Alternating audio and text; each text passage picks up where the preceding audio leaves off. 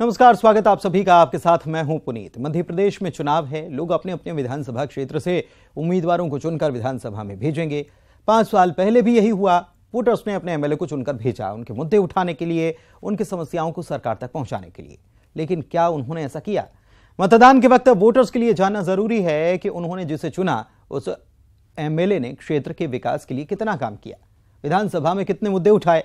क्या अगली बार भी उसी एमएलए को चुनकर विधानसभा में भेजना सही फैसला होगा? यह सवाल सिर्फ किसी क्षेत्र के विधायक से ही नहीं जुड़ा, बल्कि वोटर्स के सही फैसले से एक अच्छी सरकार बनती है और जनता को उज्जवल भविष्य मिलता है, जहां सबके लिए विकास का पूरा मौका होता है। इसलिए हम लेकर आए हैं खास कार्यक्रम में एमएलए का रिपोर्ट कार्ड। अगले आधे घंटे में हम आपको बताएंगे आपके विधायक ने जो वादे और दावे किए उसमें कितना दम है। इस प्रोग्राम में आज बारी है टीकमगढ़ विधानसभा क्षेत्र की, तो चलिए शुरू करते हैं एमएलए का रिपोर्ट कार्ड।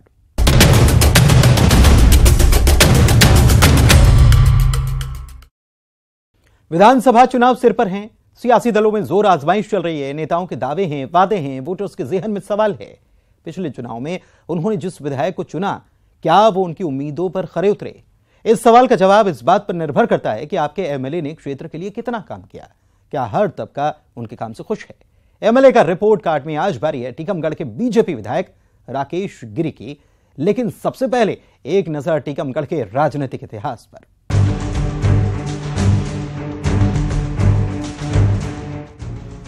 टीकमगढ़ बुंदेलखंड का सबसे पुराना जिला। रियासत काल में बुंदेलखंड की राजधानी टीकमगढ़ थी। इसे टीकमगढ़ स्टेट के नाम से भी जाना जाता था। राजशाही जमाने में इस क्षेत्र का काफी विकास हुआ। सिंचाई के लिए बड़े बड़े तालाबों ने इसे खास पहचान दी। वक्त बदला और आजादी के बाद लोकतंत्र का सुनहरा दौर आ गया। तब से अब तक जनप्रतिनिधियों ने भी टीकमगढ़ में विकास को रफ्तार दी है। इस सीट पर पिछले 2 चुनावों से बीजेपी का कब्जा बरकरार है। 2013 के विधानसभा चुनाव में टीकमगढ़ के वोटर्स ने बीजेपी प्रत्याशी के श्रीवास्तव को विधायक चुना था। लेकिन 2018 में पार्टी ने नगर पालिका के अध्यक्ष रह चुके राकेश गिरी पर दांव लगाया। 28 दिसंबर 1975 को राकेश गिरी का जन्म हुआ था। 43 साल की उम्र में पहली बार विधायक का चुनाव जीता। 2003 में राकेश गिरी बीजेपी से जुड़ गए। 2018 के विधानसभा चुनाव में राकेश गिरी ने पूर्व मंत्री और कांग्रेस के कद्दावर नेता यादवेंद्र सिंह बुंदेला को 3,326 वोटों से हराया। 2018 में यहां मतदान का प्रतिशत 74.11% रहा था। 2018 में कांग्रेस की सरकार बनी। लंबा वक्त कोरोना काल का भी रहा। कोरोना काल का असर विकास के कामों पर भी पड़ा। लेकिन विधानसभा में राकेश गिरी का अटेंडेंस रेट शानदार रहा। विधानसभा के 15 सत्रों में 14 बार राकेश गिरी शामिल हुए। सदन में इन्होंने क्षेत्र के मुद्दे और समस्याओं को भी जोर शोर से उठाया। पूरे कार्यकाल में राकेश गिरी अब तक विधानसभा में 178 प्रश्न लगा चुके हैं। बुंदेलखंड की गिनती पिछड़े इलाकों में होती है। पानी यहाँ की सबसे बड़ी समस्या है। इलाके की इकोनॉमी कृषि आधारित है, लेकिन कम बारिश और सिंचाई की सुविधा के अभाव में काफी इलाका बंजर रह जाता है। शिक्षा और स्वास्थ्य के क्षेत्र की भी अपनी मुश्किलें हैं।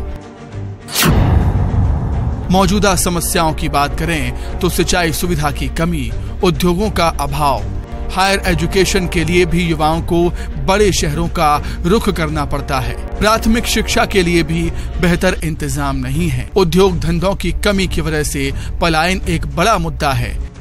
बात इलाज की करें तो बेहतर इलाज के लिए बड़े शहरों में जाना यहाँ की एक बड़ी मजबूरी है।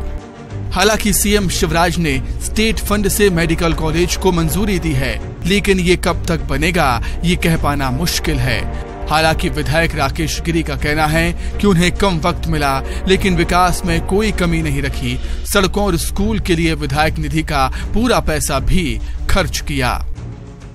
हमारे प्रदेश के यशस्वी संवेदनशील मुख्यमंत्री माननीय शिवराज सिंह चौहान जी ने टीकमगढ़ विधानसभा को भरपूर पैसा दिया है। टीकमगढ़ में सबसे बड़ी सौगात उन्होंने मेडिकल कॉलेज की दी है। स्टेट फंड से उन्होंने टीकमगढ़ के लिए मेडिकल कॉलेज स्वीकृत किया है, जो टीकमगढ़ की बहुत बड़ी मांग थी, टीकमगढ़ जनभावना थी। जनभावनाओं के अनुरूप उनको माना और टीकमगढ़ को उन्होंने मेडिकल कॉलेज की सौगात दी। दूसरी सबसे बड़ी सौगात दी बांध सुजारा सामूहिक नल जल योजना। 376 करोड़ की सामूहिक नल जल योजना स्वीकृत की, जिसमें टीकमगढ़ विधानसभा की 80 पंचायतों के 165 ग्रामों में नल जल योजना के माध्यम से सीधा पानी पहुंचने वाला है। तो 2 महत्वपूर्ण योजनाएं माननीय मुख्यमंत्री ने हमें दी हैं। इसके अलावा हमारा जिला अस्पताल था, उसको 200 बिस्तर से 300 बिस्तर किया, 20 करोड़ रुपये दिए। अभी 50 बिस्तर क्रिटिकल वार्ड के लिए हमें पैसा दिया। 2 करोड़ रुपये से हम प्राइवेट वार्ड बना रहे हैं। 4 हमने वहाँ पे ऑक्सीजन प्लांट लगाए हैं। 2 हमने ICU वार्ड बनाए हैं। कई पूरे विधानसभा के लिए उप स्वास्थ्य केंद्र और प्राथमिक स्वास्थ्य केंद्र स्वीकृत हुए हैं। तो स्वास्थ्य सेवाओं को लेकर चाहे एम्बुलेंसों का मामला हो, चाहे लैब बनाने के लिए पैसा दिया हो, स्वास्थ्य के मामले में हम भरपूर पैसा इस टीकमगढ़ विधानसभा में लेके आए हैं। 200 करोड़ की नल जल योजना चल रही है, उसके बाद 376 करोड़ की हम नल जल योजना लेके आए। हमारी टीकमगढ़ हॉकी की नर्सरी मानी जाती थी। हॉकी के बड़े बड़े खिलाड़ी हमारे यहाँ हुआ है। हमारे यहाँ का जो प्रमुख मुख्य खेल है वो हॉकी है। तो हॉकी के लिए स्टेडियम की लोग मांग करते थे, तो S2 turf hockey S2 turf भी ढोंगा पे 9 करोड़ से स्वीकृत हो चुका है। ऑडिटोरियम के लिए भी हम 8 करोड़ रुपए लाए हैं, लेकिन नगर पालिका टीकमगढ़ उस ऑडिटोरियम का काम नहीं लगा रही है। टेंडर हो चुका है, तो नगर पालिका जानबूझ के उसको रोके है। टीकमगढ़ में पहले नल जल योजना का काम हो चुका था, लेकिन इसके बाद शहर का विस्तार हुआ, शहर में नई नई कॉलोनियाँ बनी, तो उन कॉलोनियों में भी पानी पाइपलाइन के माध्यम से पहुँचे। उसके लिए भी हम 33 करोड़ रुपए नल जल योजना का स्वीकृत करा के लाए। आज 1.5 वर्ष होने वाला है जब से 1 वर्ष नगर पालिका कांग्रेस की बनी है, तब से उस नल जल योजना पे काम नहीं कर रहे। और कल तो मुझे आश्चर्य हो रहा था जब नगर पालिका अध्यक्ष कह रहे थे कि पानी की जब पहले से टंकियाँ हैं तो नई की क्या ज़रूरत है। अरे हमारी सरकार पैसा दे रही है, ज़रूरत कैसे नहीं है। बीजेपी विधायक राकेश गिरी की एक बड़ी कामयाबी 276 करोड़ की बांध सुजारा सामूहिक नल जल योजना है, जिससे विधानसभा क्षेत्र के घर घर में पानी सप्लाई होगा। राकेश गिरी के कार्यकाल में खेल के लिए हॉकी स्टेडियम, अस्पताल में ऑक्सीजन प्लांट, 300 बेड का नया अस्पताल भी बन रहा है। बने रहिए हमारे साथ, आगे बताएंगे कि विधायक राकेश को लेकर जनता के क्या ख्यालात हैं। राजीव रावत, न्यूज़ 18, टीकमगढ़। टीकमगढ़ विधानसभा क्षेत्र ने उतार चढ़ाव का लंबा दौर देखा है। बुंदेलखंड का यह जिला आज भी सूबे के दूसरे हिस्सों के मुकाबले पिछड़ा माना जाता है, लेकिन सवाल ये कि क्या जिले के पिछड़ेपन की जिम्मेदारी भौगोलिक परिस्थितियां हैं या फिर राजनीतिक इच्छा शक्ति की ही कमी रही। देखिए रिपोर्ट। करीब 3.5 लाख की आबादी और 2,32,000 वोटर्स वाला टीकमगढ़ विधानसभा क्षेत्र आमतौर पर कृषि पर भी निर्भर करता है, लेकिन सिंचाई सुविधा की कमी की वजह से अच्छी पैदावार नहीं हो पाती है। बुंदेलखंड के दूसरे हिस्सों की तरह यहाँ भी पलायन एक बड़ी समस्या है। मौजूदा विधायक राकेश गिरी का दावा है कि लोग काम सीखने के लिए पलायन करते हैं, लेकिन हकीकत सिर्फ इतनी भर नहीं है। टीकमगढ़ विधानसभा क्षेत्र में चुनावी नजरिए से जातिगत समीकरणों की भी अहमियत है। यहाँ 30,000 लोधी वोटर हैं, 28,000 अहिरवार वोट हैं, करीब 20,000 यादव मतदाता हैं, 15,000 ब्राह्मण वोटर्स हैं और करीब 11,000 मुस्लिम वोटर्स के अलावा 8,000 के करीब जैन वोट भी हैं। इस विधानसभा में OBC और SC वर्ग के मतदाताओं का एक बड़ा वर्ग है। अलग अलग वर्गों के इस वोट बैंक में बीजेपी विधायक राकेश गिरी ने अपना दबदबा बनाया है। लोग उन्हें एक मिलनसार इंसान के तौर पर अहमियत भी देते हैं। पिछले 50 वर्षों में जो विकास नहीं हुआ है टीकमगढ़ नगर में एवं विधानसभा में, जो 5 साल में विधानसभा टीकमगढ़ के विधायक माननीय राकेश गिरी जी ने कराया है। अच्छा, कौन है विधायक यहाँ के? माननीय राकेश गिरी जी, जो हमारी महिलाओं की सुरक्षा की दृष्टि से पार्क नहीं थे वो पार्क बनवाए, बच्चों की दृष्टि जो पार्क नहीं थे वो बच्चों के लिए पार्क बनवाए, हमारी सड़कें जो टूटी फूटी पड़ी हुई थी वो सड़कें बनवाई, और सबसे बड़ी समस्या थी पेयजल की, जो आज विधानसभा क्षेत्र के साथ साथ नगर टीकमगढ़ में एक एक गली में एक एक घर में नल कनेक्शन देने का काम किया है और पर्याप्त जल लोगों के लिए मिल रहा है। मेडिकल कॉलेज भी मिला है। मेडिकल कॉलेज तो जो हमारे विधानसभा और जिला के लोग परेशान थे कि यहाँ से या तो ग्वालियर भागना पड़ता था या भोपाल या दिल्ली भागना पड़ता था, तो आज ये माननीय मुख्यमंत्री जी को हम धन्यवाद देना चाहते हैं और माननीय राकेश गिरी जी को कि जो जनता के एवं माननीय राकेश गिरी जी के विशेष प्रयास से जो मेडिकल कॉलेज की स्वीकृति मिली है वो बहुत ही जल्दी लोगों को इसकी सौगात मिल चुकी है और बनने वाला है, इसके लिए बहुत बहुत धन्यवाद देते हैं। वोटर्स का एक तबका ये भी मानता है कि यहाँ घोषणाएं तो बहुत की हैं, लेकिन जमीन पर कुछ दिखाई नहीं देता। 2008 में बुंदेलखंड मेला पैकेज मिला, लेकिन भ्रष्टाचार की भेंट चढ़ गया। नदी तालाब जोड़ो योजना में काफी खर्च हुआ। हरपुरा मड़िया नहर परियोजना भी खराब हालत में है। मौजूदा विधायक राकेश गिरी के सामने क्षेत्र के विकास को लेकर ऐसी कई चुनौतियां हैं। लोगों को राकेश गिरी से काफी उम्मीदें भी हैं। विकास हुआ है और कई चीजें ऐसी हैं जो सौगात मिली भी हुई हैं, और आगे ऐसा आशा करते हैं कि और भी अच्छा शासनकाल रहेगा और अच्छा काम भी होगा। टीकमगढ़ शहर का सौंदर्यीकरण वगैरह, शिक्षा की नीति में, जैसे कि अपने यहाँ कुछ समय पहले नंबर 1 स्कूल की बहुत ही बेकार स्थिति थी, मतलब इतना अच्छा डेवलपमेंट बिल्डिंग नहीं थी, शिक्षा के भी संसाधन अच्छे नहीं थे, उसके बाद कॉलेज के भी नहीं थे, उसके बाद आज ये प्रोफेशन में ये है कि अच्छा कॉलेज की बिल्डिंग भी है, बच्चों को पढ़ने को, बैठने को और स्टडी करने के लिए अच्छा माहौल है। ऐसे ही नंबर 1 का भी अच्छा माहौल है, वहाँ से लेके ये पार्क वगैरह भी है, और शहर में ये ट्रैफिक जाम वगैरह ये होने के कारण जगह जगह से ये बाईपासों की भी सुविधा हुई है, जिससे कि शहर में आवागमन में सुगमता हो। विकास की गंगा बही है, चारों तरफ विधानसभा के अंदर काम ही काम हुए हैं। जैसे सुंदरता की, पार्क सुंदरता की वो सब देखा जाए, एजुकेशन लाइन में देखा जाए, स्कूलों का निर्माण, कॉलेजों का निर्माण, प्लस अभी नई सौगात मिली है, मेडिकल कॉलेज भी टीकमगढ़ में हम लोगों को मिला है, तो उससे काफ़ी प्रभावित क्षेत्र हो रहा है और बहुत प्रशंसा हो रही है। जनता के अंदर अच्छा मैसेज जा रहा है। समस्याएं ये थी, सबसे पहले यही समस्या थी सर मेडिकल कॉलेज की, तो वो हल हो चुकी है। बाकी और जो हल्की समस्याएं हैं, जैसे पलायन की समस्याएं हैं, कुछ मजदूरों की समस्याएं हैं कि उनको रोजगार नहीं मिल रहा है, तो ये भी क्लियर हो जाएगा आगे चल के। उद्योग धंधों की ये डिमांड है कि जैसे अभी मेडिकल कॉलेज डला है तो उद्योग धंधे भी आ जाएँ 1-2, तो उससे पलायन रुक जाएगा। मजदूरी के लिए आदमी को भगना नहीं पड़ेगा। यहाँ टीकमगढ़ शहर में ही पूरा विकास होगा, आदमी को पालन पोषण होगा, तो आदमी मजदूर क्यों बाहर जाएगा। बीजेपी के विधायक राकेश गिरी ने इस क्षेत्र के विकास के लिए कई योजनाएं शुरू कराई हैं, जिन पर काम चल रहा है, लेकिन असल मुद्दा है कि काम कब पूरे होंगे। राजीव रावत, न्यूज़ 18, टीकमगढ़। चलिए अब बात करते हैं विधायक राकेश गिरी की जनता में साख की। अपने काम की बदौलत किसी एमएलए की अपने क्षेत्र की जनता के बीच साख बनती है। बात राकेश गिरी की करें तो टीकमगढ़ के लोग मिली जुली राय रखते हैं। क्या बीते 5 साल में एमएलए राकेश गिरी उतना काम कर पाए जितनी जनता को उम्मीद थी? विधानसभा चुनाव से पहले टीकमगढ़ के लिए ये बड़ा सवाल है। 2018 में बीजेपी प्रत्याशी राकेश गिरी पर टीकमगढ़ की जनता ने भरोसा जताया था, लेकिन तब बीजेपी ने सत्ता में वापसी नहीं की। 15 महीने के लिए सरकार चलाने का मौका कांग्रेस को मिला। इसी बीच कोरोना कहर बनकर टूटा और लंबे वक्त तक कोरोना ने विकास पर ब्रेक लगा दिया। 2018 में पार्टी की सरकार का ना बनना और सिंधिया की बगावत के बाद सरकार बनी भी, तो कोरोना काल का आना राकेश गिरी के लिए विकास में ब्रेक की दलील है।